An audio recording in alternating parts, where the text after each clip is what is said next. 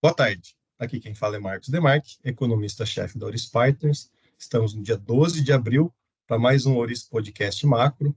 Hoje temos como convidado nosso aqui Benny Eckstein, nosso o gestor responsável, né, pela gestão aqui da Oris, da Asset principalmente. Boa tarde, Benny, tudo bom? Fala, Marcão, tudo bom? Prazer estar aqui com você. Prazer também estar aqui nesse podcast. Enfim, vamos, né? Vamos lá, uma semana muito corrida, muito cheia de novidades, especialmente para quem está com o olho na tela no dia a dia, né? Acho que vamos começar um pouquinho por aqui, antes de fazer perguntas aqui que tomara que sejam bem interessantes aí para o Beni. É uma semana que, além de um movimento grande de mercado, com indicadores, né, que acabaram causando essa movimentação grande de mercado, chamaram bastante atenção, especialmente aqueles de inflação. Tivemos dado de inflação de março nos Estados Unidos e também tivemos dados de inflação fechada de março aqui também para o Brasil, cada um com uma historinha um pouco diferente. Começar pela inflação americana, que depois de um primeiro bimestre de surpresas altistas, março também foi um dado aí um pouco mais azedo do que o mercado imaginava, né? A inflação do mês é 0,4%, o mercado esperava 0,3% na variação mensal.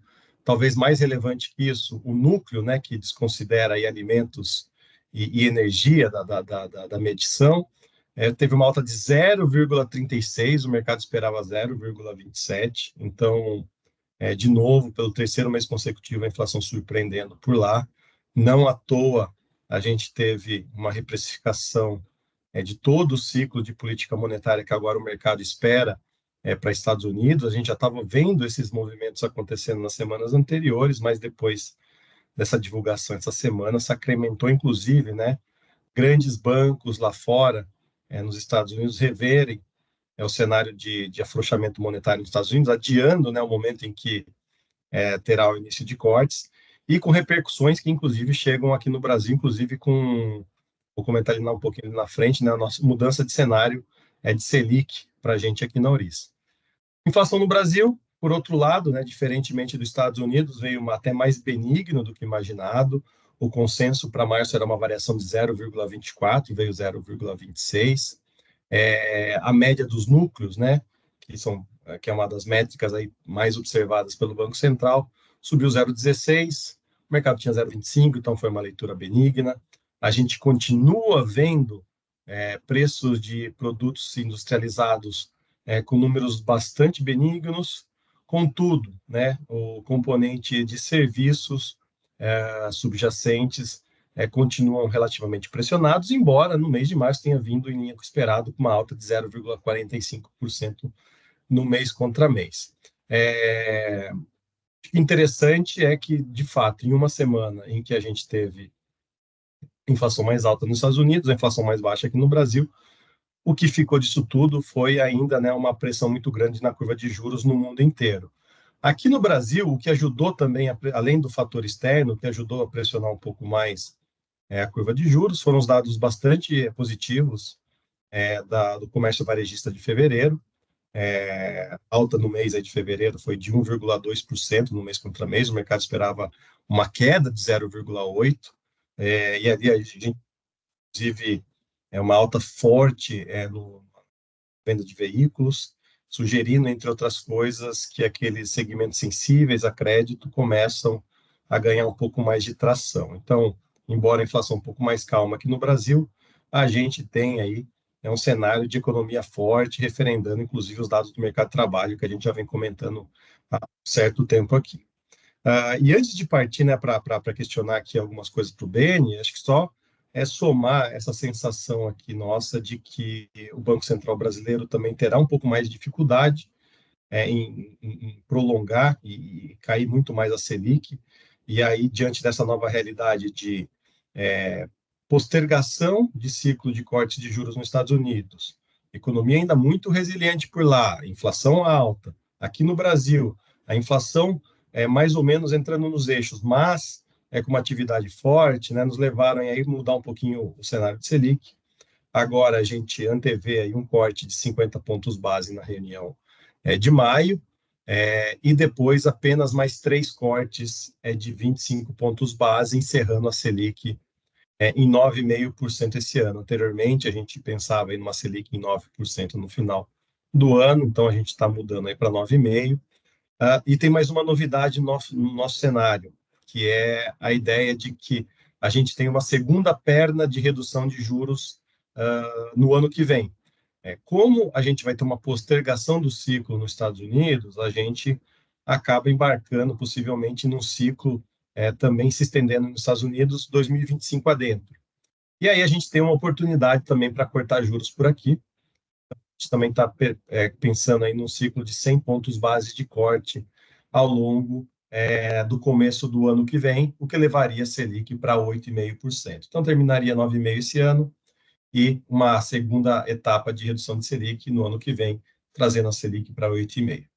Bom, já falei bastante aqui, acho que deu para ter ideia do que se trata um pouco da nossa conversa aqui.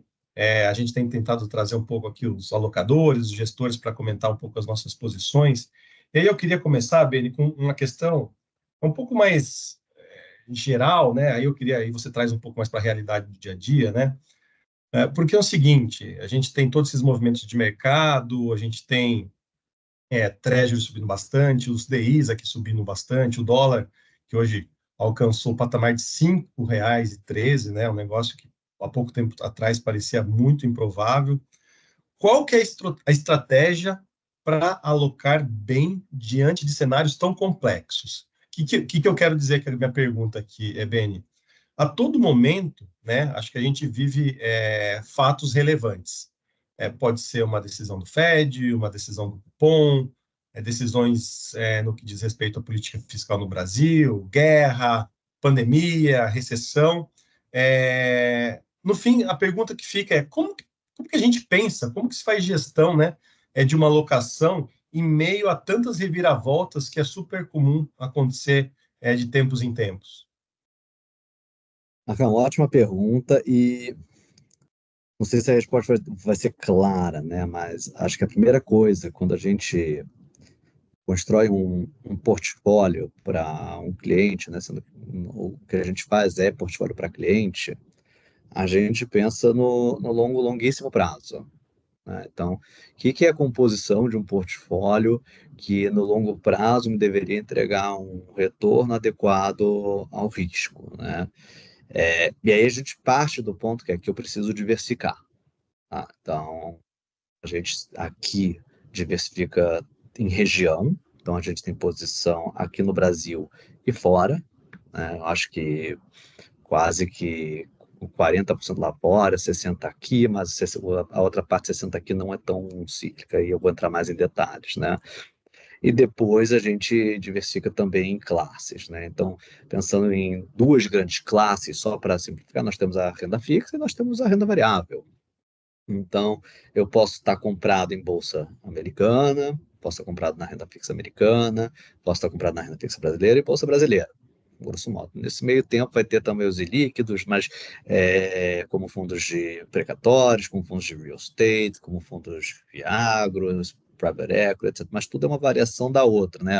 Ou ele tem uma cara de renda variável, ou ele tem uma cara de renda fixa. A diferença é que é mais nichado. Então, se a gente pensar nessas duas grandes classes, o importante aqui é você começar com a diversificação regional e de classe. E dentro da classe tem estratégias, né? Você tem fundos de crédito mais arrojado, créditos de maior qualidade, de ações de mais qualidade ou mais dinâmico, enfim. Então, a gente parte do ponto que eu tenho que estar diversificado. Então, se é aquela alocação de longo prazo, é onde que a gente acha que, na média, eu vou estar, né?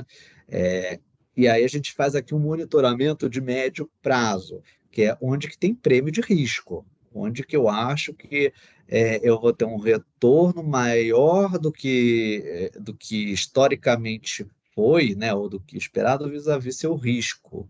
Então, vou dar um exemplo que a gente vem falando disso já há mais de ano, né, bastante tempo. A renda fixa nos Estados Unidos, né, durante muito tempo o juros lá estava muito baixo, e a renda fixa, independente da qualidade e prazo, estava negociando a taxas ridiculamente baixas, como aconteceu até no Brasil recentemente, né, a gente viu aí os juros indo para 2%, e nesse sentido você investir nisso. Você tinha pouca taxa, pouco spread, dependendo do tipo de risco,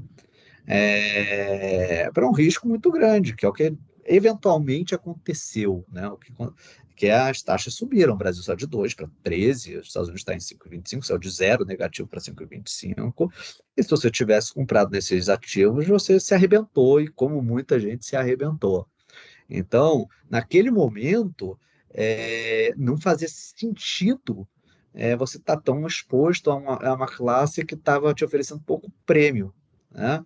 Mas se a gente olha hoje, a gente pega aqui um risco bom nos Estados Unidos, vai, o Fed, né, Treasury de 10 anos, negociando aí a 4,5, o Fed Funds a 5,25, já é algo melhor e a gente não acha que tem tanto risco de subir os juros para níveis difíceis. Quando eu vou para um high yield, né, vou falar do índice de high yield, que tem até ETF negociado em bolsa, está falando aí de algo que é uma taxa em dólar de 8% aqui, e com prazo mais curto, um prazo médio de 2 anos, de 3 anos, né?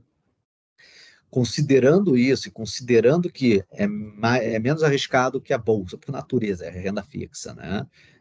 E que a bolsa nos Estados Unidos, historicamente, roda aí a 10% ao ano, um pouco mais, um pouco menos, dependendo de quando você olha, tá, mas grandes números, né?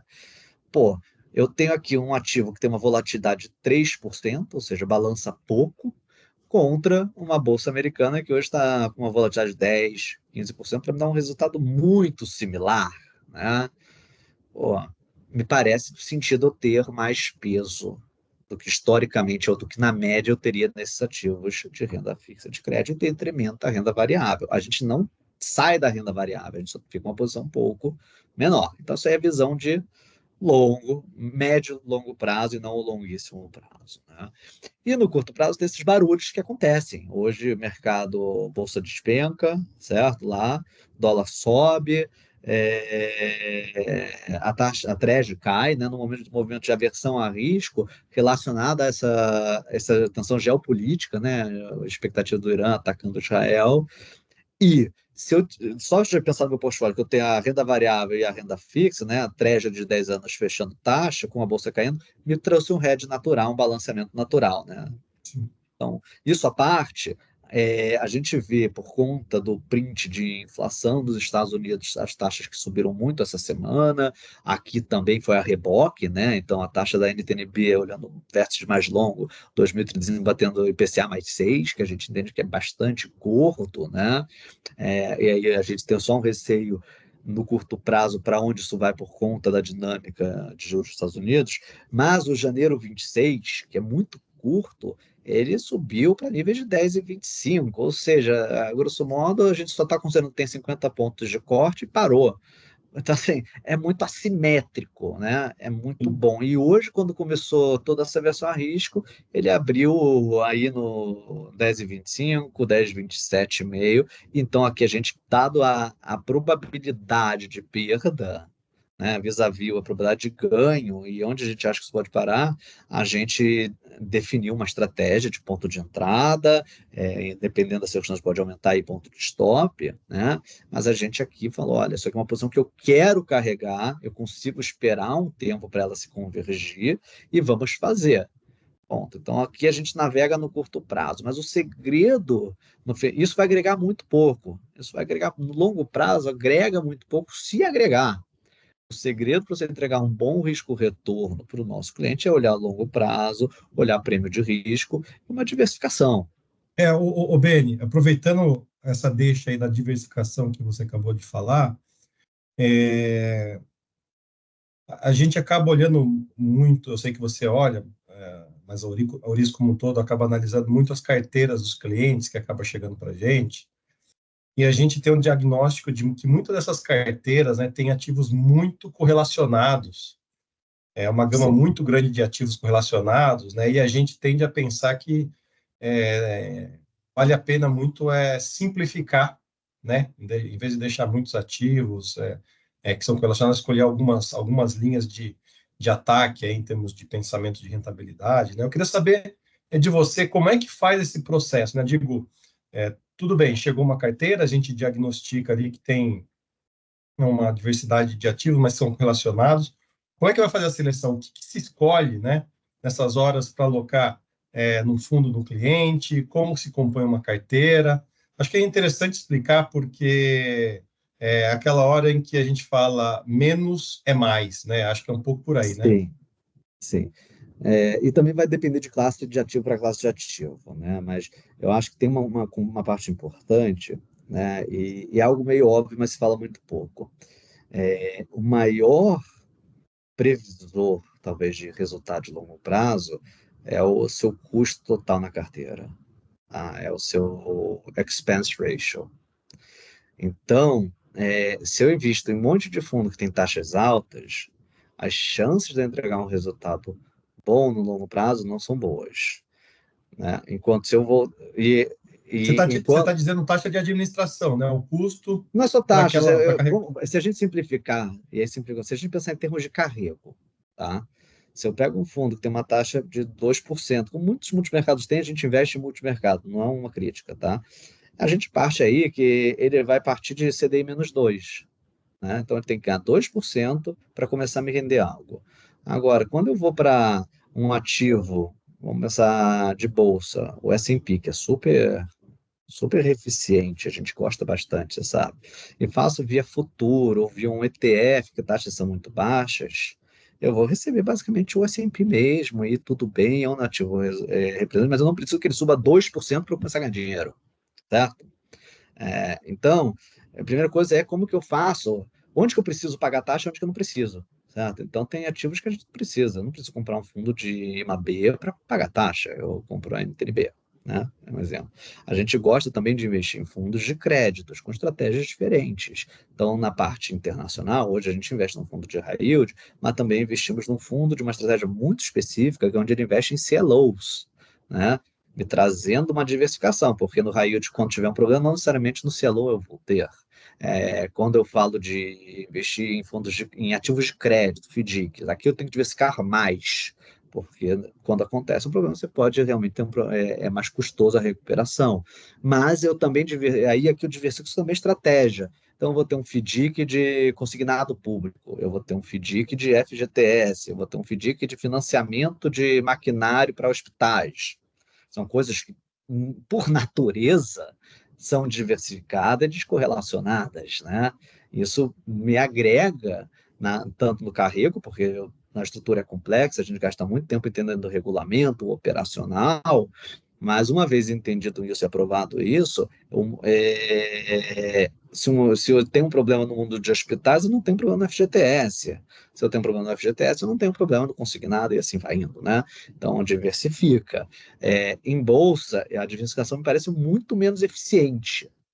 A gente pega os fundos de bolsa no longo prazo, vai ter seus outliers, e aí, e ok, né? Aí pode ser uma questão de estilo, pode ser uma questão de concentração. Há discussões relevantes nisso, mas aqui eu prefiro também não diversificar muito, estar próximo daqueles gestores de altíssima convicção. E altíssima convicção significa um gestor que ele é flexível, mas ao mesmo tempo ele é focado no que ele quer fazer. Então, ele fala, ele define bem o universo dele de análise, e pode ser um universo onde ele vai ter ações nos Estados Unidos e ações no Brasil, mas são poucas ações, 10 ações que ele vai estar monitorando, por exemplo. Tá?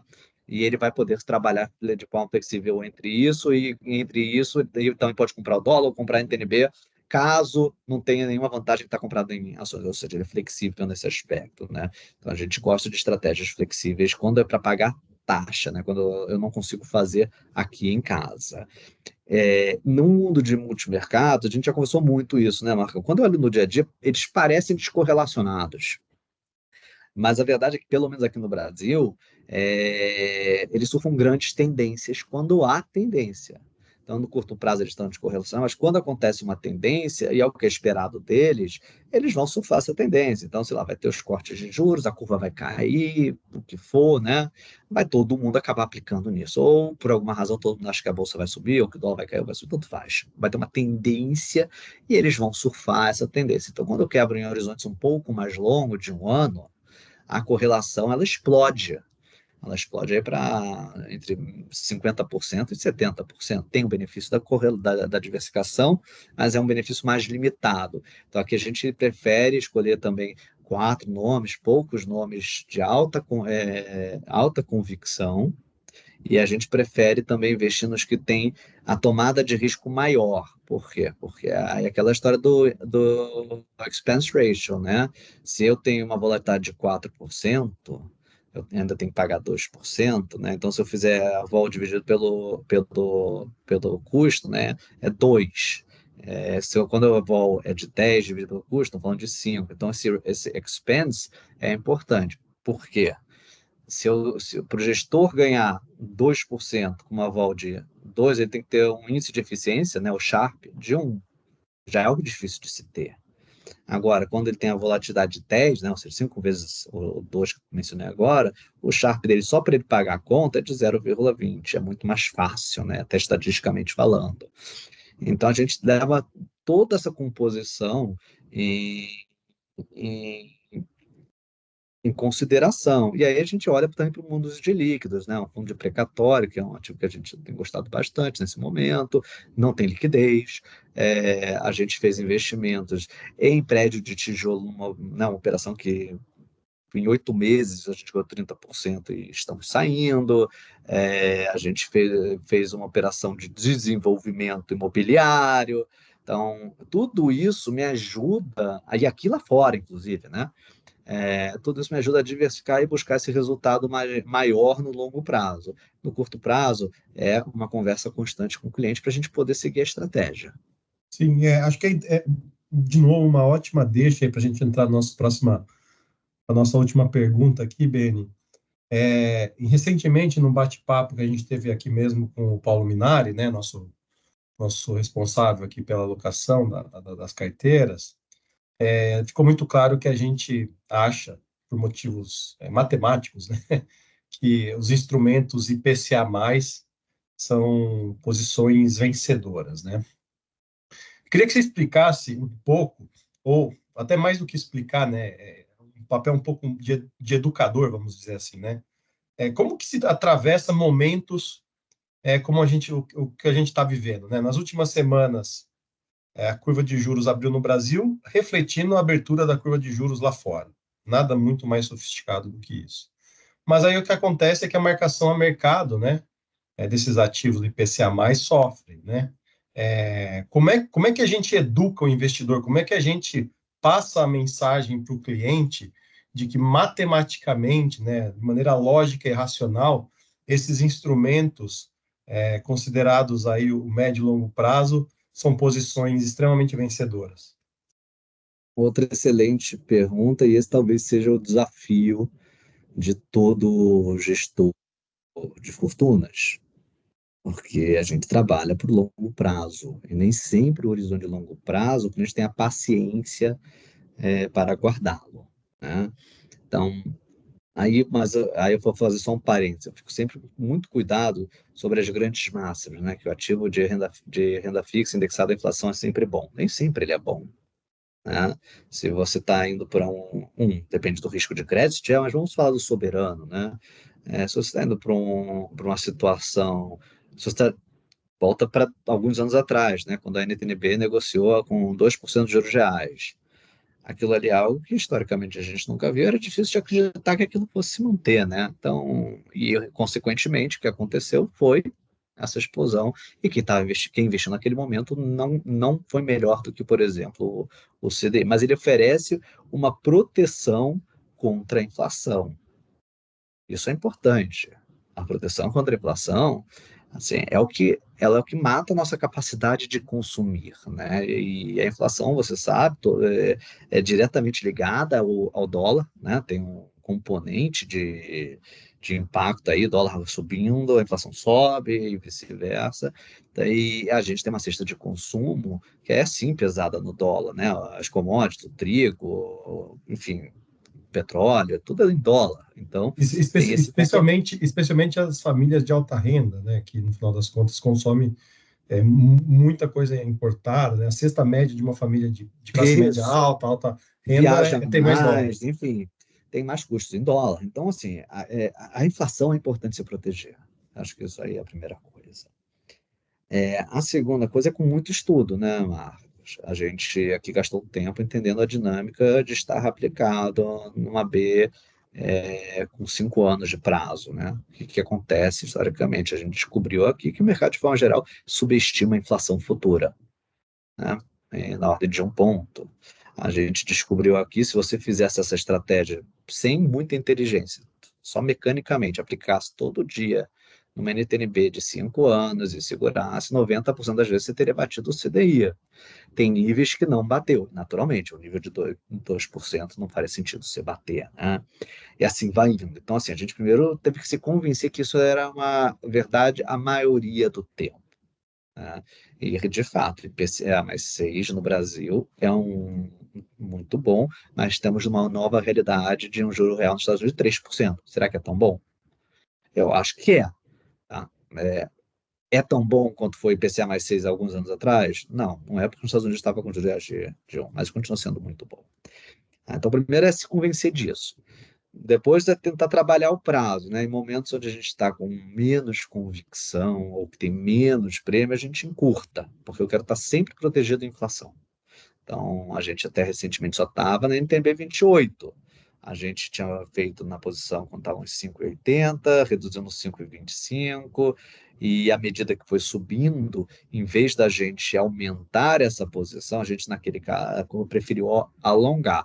Esse alongamento para uma parte, para o 2035, vencimento 2035 e vencimento 2045, se deu aos níveis piores do que estão hoje, mas a gente tem uma tranquilidade de saber que eu vou carregar algo que vai me entregar 5,80 mais inflação no longo prazo, e se isso cair, a gente pode reduzir o prazo de posição. Se subir mais, a gente ainda tem bastante espaço para aumentar, para alongar também. Então, é sempre ter essa flexibilidade, olhando muito para o prêmio. Volto à questão do prêmio de risco, né? Quanto que eu estou recebendo para tomar aquele risco? Então, e aí é como a gestão atua. Na relação com o cliente, são conversas o tempo todo. Explica o que é, o que está acontecendo, o que está fazendo, o que é o impacto de um movimento de tantos pontos percentuais na taxa, tentar trazer essa tranquilidade. E aí, o que nos ajuda é justamente estar com o portfólio diversificado, porque vai ter um momento que essa NTNB ela vai mal, e vai ter um momento que ela vai bem. Certo? Que nem bolsa. O mundo ideal, e eu acho mais difícil fazer sem bolsa, é comprar na baixa e vender na alta, né? A gente tem na NTNB algo que te indica o que é alto e o que é baixo, que é os juros reais, né? Então, porra, é um pouco mais fácil isso. Então, é essa conversa que a gente tem que estar com o cliente o tempo todo, e o portfólio diversificado vai me permitir que eu vou ter momentos melhores e momentos piores para segurar essa posição. É isso, não tem, a conversa com o cliente é fundamental. A gente estar com o cliente, conversando, tendo a confiança dele, explicando a nossa cabeça o que a gente está fazendo, é fundamental para que a gente tenha sucesso e entregar um resultado bom para o cliente. Mesmo porque, né, cada cliente tem um estômago diferente, né? O Sim. nível de aceitação de risco, e mais que isso, né, o nível de aceitação da marcação a mercado varia bastante, né, Ben? Pô, tem gente que quer se enganar, né? Até recentemente, antes da regulação mudar, você não marcava mercado, você marcava a curva. Então você estava com a impressão que você só estava ganhando dinheiro, né? Aí, só que você investiu num negócio a uma taxa, vamos pensar que a 3%, né, IPCA mais 3, e hoje está IPCA mais 6. Passaram-se 2 anos, mas o ativo é longo. Se você não marcasse na curva, você está carregando a IPCA mais 3.